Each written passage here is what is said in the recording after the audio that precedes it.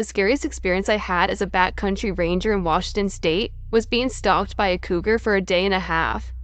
I was hiking up an unpopular trail to an old shelter that had that creepy being watched feeling. I had seen fairly fresh cougar scratches and scats along the trail, but that's pretty common up here, so I wasn't worried at all. That night, I camped at the shelter, which only had 3 walls and a roof. I felt uneasy all night and hardly slept. At one point, chiding to myself for being paranoid, I arranged my emergency foil tarp around my sleeping bag so I could at least hopefully hear something if it approached me as I slept. The next day, I found fresh scat and brush off the trail I was hiking on. About a mile past the shelter, I found a mostly eaten deer and some dense brush off the trail. Cougars often keep kill stashes throughout their territory for light or snacking. Now, a cougar won't usually tangle with a human, but here I am 5 feet tall, a 100-pound sack of flesh and bones, and at least 13 miles out from any other humans. I decided to cut short my 3-day trip and hunt-footed it right back out of there.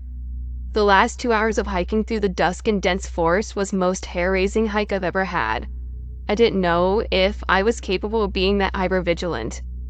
As a fuel botanist in Oregon, pre-legalization, I always was told by other supervisors that if I had any time I should stumble upon black hoses in the woods, it was to immediately turn around, head back to the base and let them know. Apparently pot farmers use the hoses to pipe out water to their crops hidden in the BLM or FWS land.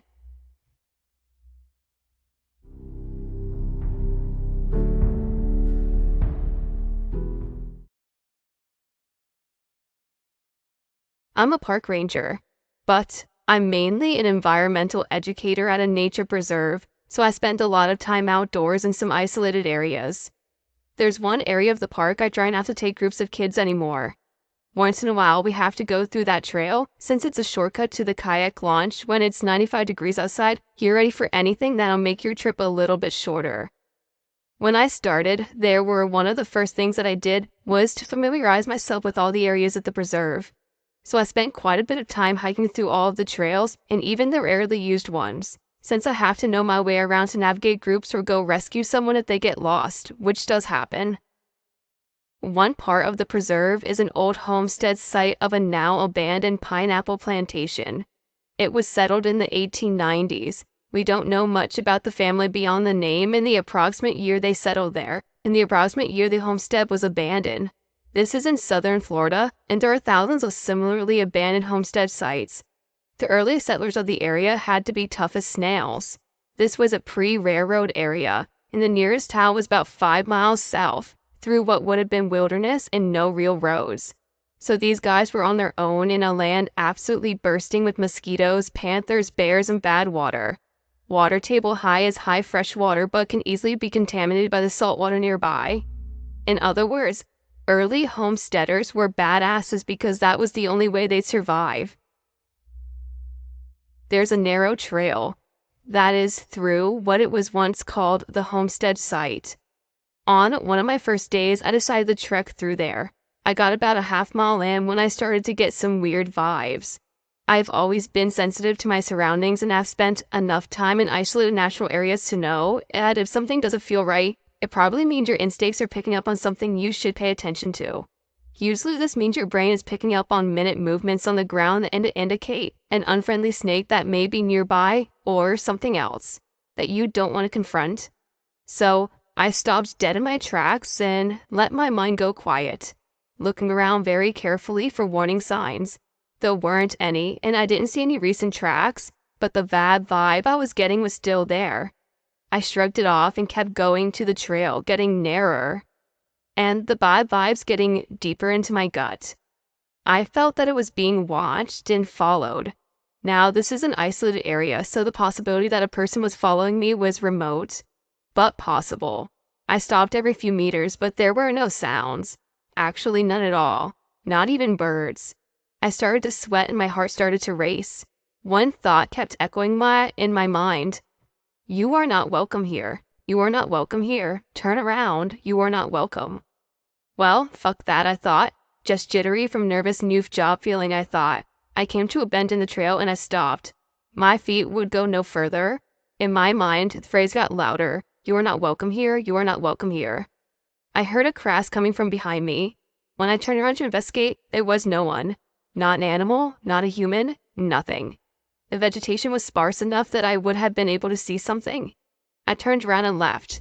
I put it down in nerves or me being a wimp or something, and sort of forgot about it. About a month later, I'm taking a camp group through the kayak launch where the kayaks await us. I decide to take the groups through a narrow trail that says it's about 10 minutes. I get to the same bend of the trails and the kids have gone silent. These are 9-year-olds in summer camp. They are not silent. They're never silent. I look behind me to see that one kid who looks as though he is scared shitless. I don't like it here, he said. Why not, I asked. He looked me dead in the eyes and said, I feel like we shouldn't be here. I couldn't turn around at that point, so we hustled to the kayak lodge and as all was well. But we were all a little on edge. I took another group through their trail a week later, and again the kids were silent, and at that bend of the trail, for some reason, they just felt very unsafe. For that whole summer, whenever I cut that shortcut, kids would go silent and get those bad vibes. I try not to go down that stretch at all anymore if I can help it. Obviously, this is nothing more than a gut feeling on my end, but only a few other times in my life have I felt a gut feeling so absolutely strong. I don't know if it's a spirit or whatever homesteader was there or something else, but it's hard to describe.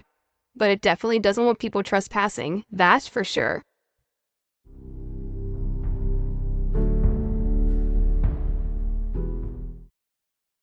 As a park ranger, sometimes we would seek out ghost towns, and I went with my other friends on a few of these excursions that they would go on.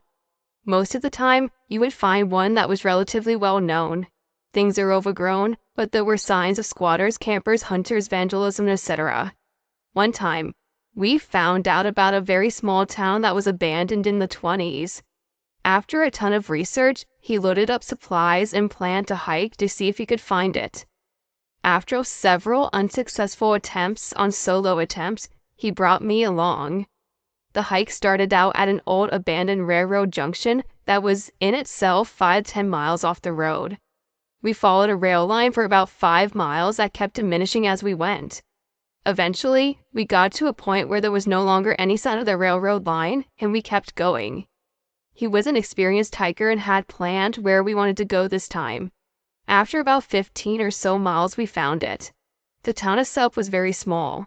It was there about 5 houses and a really small general store. Think about the size of a small convenience store. What was left over of the houses were in a relatively decent condition, and in a couple of them had been abandoned very quickly. Furniture and pictures left behind, clothes and other belongings packed, but not taking. It was surreal.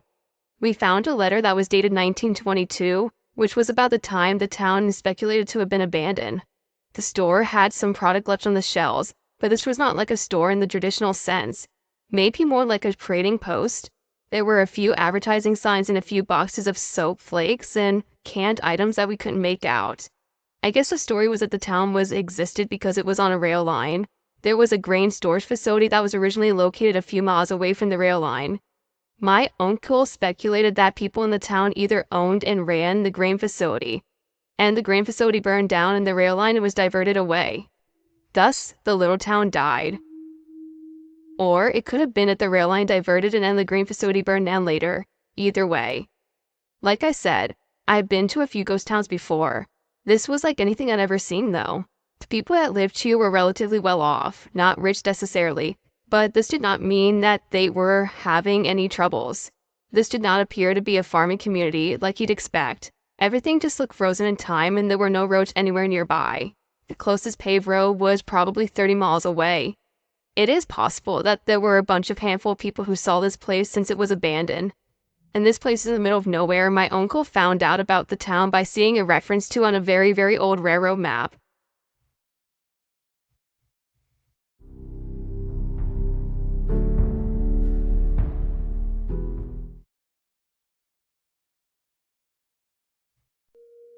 My family used to work on a forestry as park rangers. Deep in the forest, there was a dilapidated house that used to belong to an old guy named Spike, who was a hard-ass mofo. People who displeased him had a habit of going missing back in the day, and there were plenty of effed up stories about him around town. I have two first-hand stories from visiting Spike's hut while camping out there. One time, my dad drove my friends and I out there to scare us all. It was a freaky place and you always had that feeling of being watched. I felt that it may have been aboriginal spirits or even Spike's, but it was a very ghostly vibe and it made everyone just feel very uncomfortable. This particular day, as we were driving through his property, we saw a guy slumped against a fallen tree on a hill with his fat covering his face. We all told each other he was sleeping, but his body has positioned extremely unnaturally. We all got spooked by the thought that he looked dead. Dad said when we drove back through that if he was still there, we'd check it out. So we drove further into the bush. When we came back through 2 hours later, he was still there and hadn't moved at all. I told Dad we had to stop and check it out like he said, and he just kept driving and completely ignored my mention of the guy and refused to stop or anything. I still think that it was a body that had been dumped. When I went back out there with my friends a year later, we drove around looking for the hut a few hours and finally found it. There were hundreds of beer bottles and 44-gallon drums filled to the brim, and it was obviously someone had been there. The house was completely fucked and there was no way in how you'd sleep in there, no matter how desperate you were. So this was strange. We walked up to the small shed next to the house and there was remains of a huge fire with a steel grate over the top and the inside. Next to it were ashes, which looked like a Christmas cookbook, and children's clothing, tiny socks and charred baby shirts and pants. We all looked at each other as silently power walked back to the truck and got the fuck out of there. I've not been back since, and that was really freaking scary.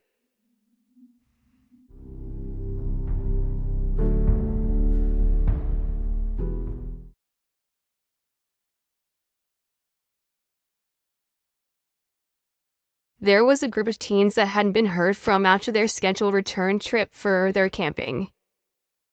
A coworker and I headed out in the general direction that the teens had set off in. We'd been hiking for most of the day and had seen nothing.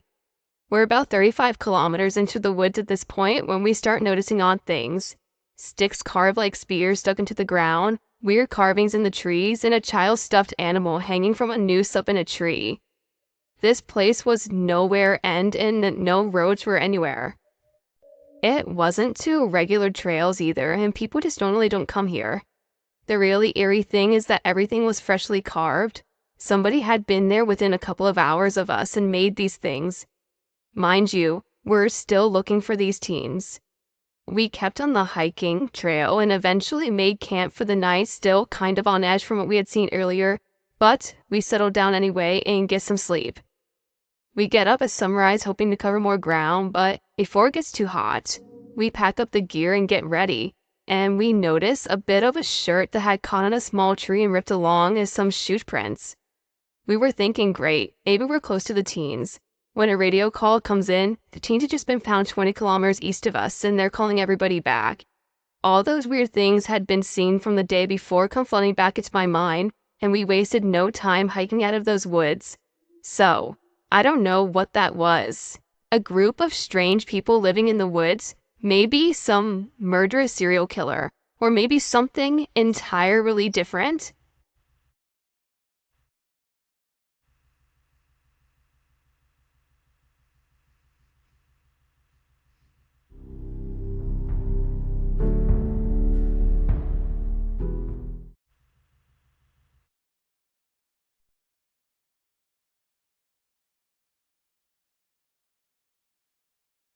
I spent about 3 months on a wilderness excursion with a group called NOLS. For the first segment, we spent 2.5 weeks backpacking through the Gila National Forest. Now, to give you an idea how far into the backcountry we were, we carried all our food for about 6 or 7 days. We found our own water and wiped our asses with rocks. Got the idea? Good. So, we were about 5 days into our first ration. We're meeting a pickup trucks to a remote dirt road the next day, and had to pretty much take a shortcut so we wouldn't miss it. If we did, we'd have to wait another week for food, and we were already pretty low. We made the decision to cut through a section of private property in order to save a few days of travel to make it on our location on time. However, we weren't able to make it all the way through this property, and still able to camp near water access. Well, we scoped the area out and found that there were a couple old run-down hunting shacks, but they mostly looked abandoned, or just used during the hunting season. We found a nice grassy field to build camp, in a soft bed under some pine nettles, to set up our kitchen area. Well, we've got a dinner on our camp stoves, tents set up, and sun is setting. And from the trees we see a hound bounding over a long-bearded, long-haired hermit dude screaming at us. If you've ever been out in the wild, or lived in a rural area, there are two types of people you will find being hermits. One, the kind that are absolutely insane and has spent the last 40 years eating the wrong kind of mushrooms and gun collections that would put a city armory to shame. Or two, they are the kind of person who moved away from people in order to find inner peace and commune with nature. We were pretty on the fence which this guy was. Well, as he comes running over shouting at us, "Who the hell are you and what are you doing on my land?" Not wanting to get shot or murdered in the middle of nowhere, we tried to calmly talk to him. Oh, we didn't know we were trespassing, we were just passing through on our way up to Ration Meetup. We're so sorry, we can leave you one. Well, how long you staying for? He whipped back. Just for the night, we'll be gone first light in the morning. Oh, well then, you can stay. Well, that went smoother than expected. Turns out he used to be a raging alcoholic and a motorcycle enthusiast. He got riped drunk at a bar one night, tried to ride us home on his bike, crashed somewhere along the way, and woke up a few days later in a hospital. His BAC was over the lethal limit. By no rights did he have lived through that. That day, his wife issued him an ultimatum: give up drinking forever or lose her and the kids. When he left the hospital, he found a real estate office, asked for the most remote plot of land available, and built a house there. All my friends were drunks, and I couldn't be around them. I had to move, and I didn't know anyone here, so I found me this plot of land, built a house, and now I make furniture out of Wispin. He invited us up to his workshop the next morning. I was just glad that when he woke up, no one was missing. Next day, he showed us up at the shop, introduced us to his lovely wife, and we said our goodbyes. We started saying goodbye with handshakes. By the end of this, he was giving us bear hugs with tears in his eyes. And that's the story of Crazy Harold.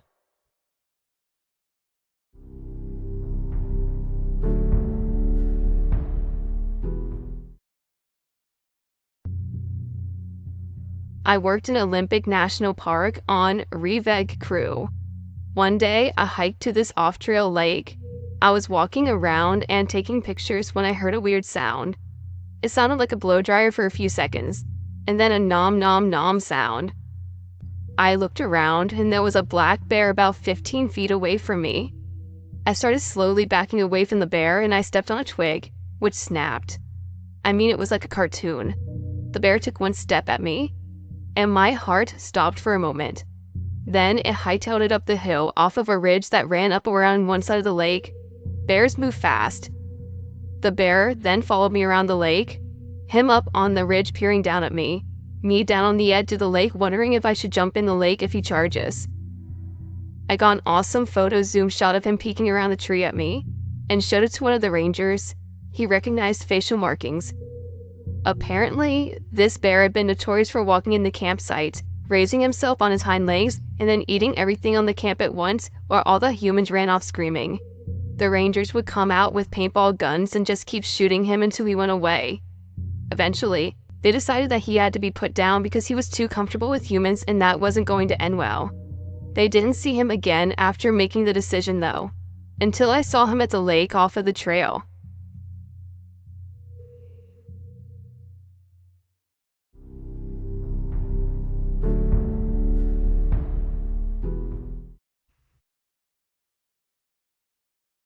I was working as a prospector's assistant in central Manitoba one summer. We were doing a helicopter-assisted magnetic anomaly investigation.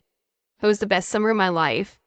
There's nothing like ringing in your ears, dissipating after the helicopter has dropped you off and the slowly increasing volume of the bugs taking its place. You know for sure you are in the middle of nowhere. It was the last day of our campaign. This was a little piece of the property close enough to a road that we didn't need a helicopter.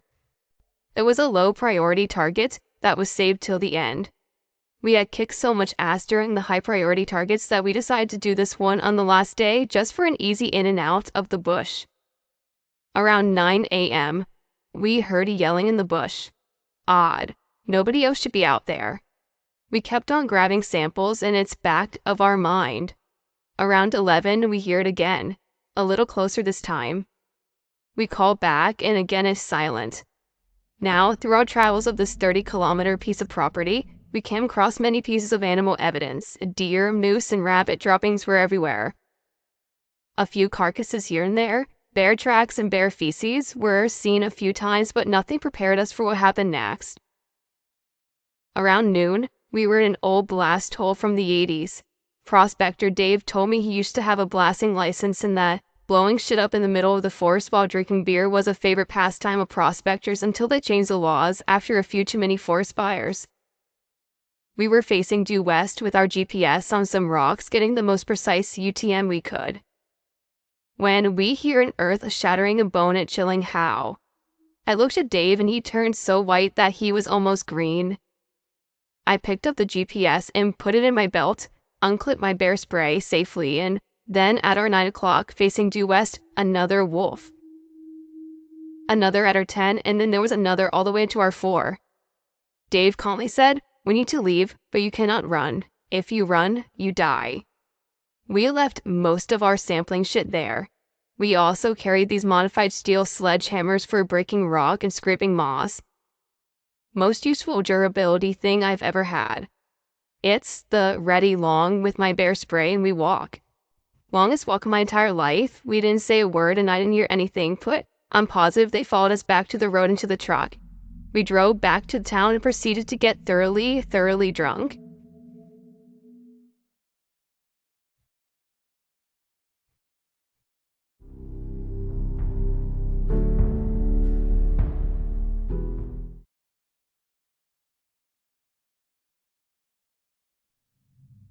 About 7 years ago, I was on a backpacking trip with 3 friends. One is a park ranger. The rest of us are botany nerds. And all 4 of us saw something we still cannot explain. Day 1 went off without a hitch. It was a bit long and a lot of elevation gain. But nonetheless, we set up camp and heated beans and rice under what was one of the clearest summer skies I can remember. This was Washington, and the night sky from the mountains is just unreal. Day 2 was different. All 4 of us awoke shortly before dusk to a shrill scream. Not super uncommon, most of us are pre-seasoned hikers, campers, and backpackers. The sound of something getting killed is pretty universal. None of us quite could make it out though. If I remember correctly, we assumed it was a coyote, the familiar yelp/wail.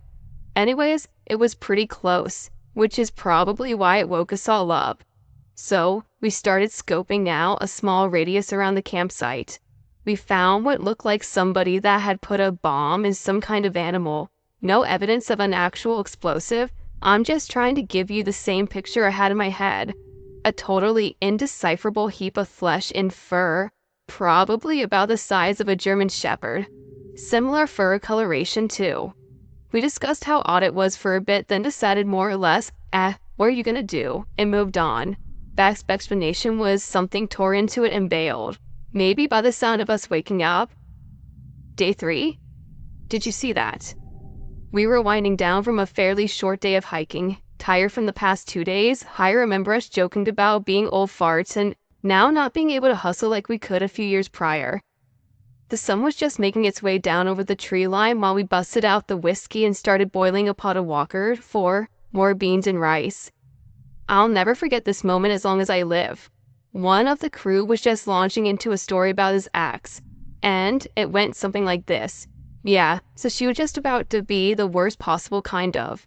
And then he gets cut off by a loud pop, which we unanimously recognize and described as a tree's last leg snap before it falls. We were all standing now, scanning the tree line. We're in a small clearing aside from the single tree we're next to. A few minutes go by without sound. Nothing. Then we start hearing the forest life make noise again. Mostly birds doing their thing. We all settle back in, presuming the tree wound out leaning against another tree instead of falling on the floor. It sounds pretty close, but there aren't too many trees that we need to be concerned about. It couldn't reach us if it fell in the middle of the night anyway. Then another wail, like the one we heard the first night, except more distant.